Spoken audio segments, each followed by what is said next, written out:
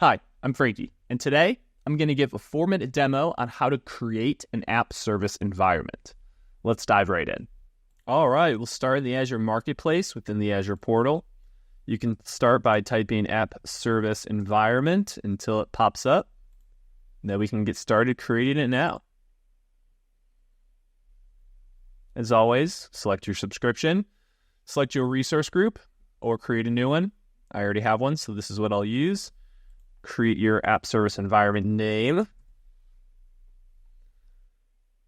Depending on if you want your app service environment to be accessed by the internet or if you are only planning it to be internal, you want to select your virtual IP to be internal or external. This is really going to give you a load balancer that is already exposed to the internet, or internal where you'll have to set up a different pattern if you want it to be accessed by the external internet. It's more common to use a pattern and have everything be internal, so that's what I'll use.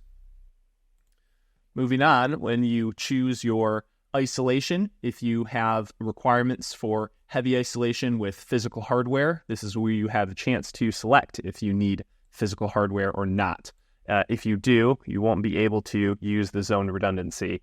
But if you do select the zone redundancy, you want to keep in mind that there is a minimum app service plan instant count of 3 for an app service plan. And because there are 3 zones, you'll have 3 instances that are required for each zone.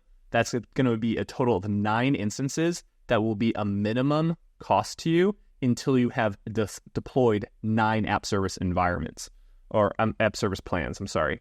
So that's something to keep in mind in terms of baseline cost. I won't have that zone redundancy here, so I'll move on with this. Networking, I choose your virtual network that you want to use. Select a subnet for your app service environment. You also want to select if you want to create a private zone for your DNS. I don't want to do that, so I'll select manual for now. You'll select if you want an IP address to be assigned for your app service environment or if you want to choose your own. I'm okay having one assigned.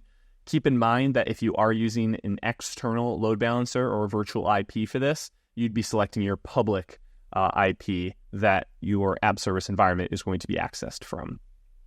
I won't be using tags. I'll go ahead and review and create the app service environment based on the details. It all looks good.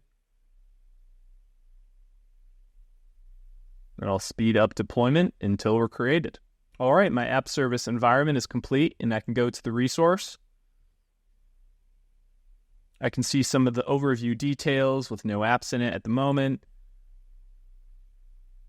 I can see the inbound IP address that was configured for this. It's the internal virtual IP that I selected. Some of the other information that's necessary here. And now I'm ready to start using my app service environment. If I went over to create a new app service plan within the marketplace, when I choose my region for the app service plan, I can now select my app service environment to target it. So now that's where all my app service plans can go if I want them to be within my app service environment. Now that you've learned how to create an app service environment, if you want to learn more, you can go to any of these resources here or in the description below. And if this video was helpful, you can like it and subscribe to this channel for more content like this. And if you missed the general overview video on app service environments, you can find that video here. Thanks so much. See you in the next video.